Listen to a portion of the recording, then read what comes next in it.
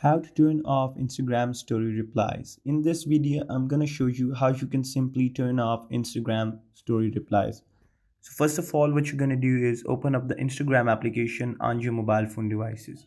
Afterwards, what you see is there are a series of options. So when you scroll through all of these stories, you see there's this option of send a message, a heart emoji, plus a send to or share icon. So if you scroll in this story, I cannot see any reply or send a message. So this is the basic difference between this and this story. In when you can apply or reply, in the second one you cannot reply at all. So this is how you do it.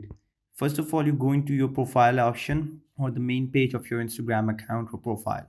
Then you're going to settings, that would be through tapping on the three bar option that is at the top right corner of your screen. Once you do that, you have to go into the settings when this new dialog box appears. Once you tap on it, a new privacy page would appear in which you're going to go and look for the story option in the interactions bar.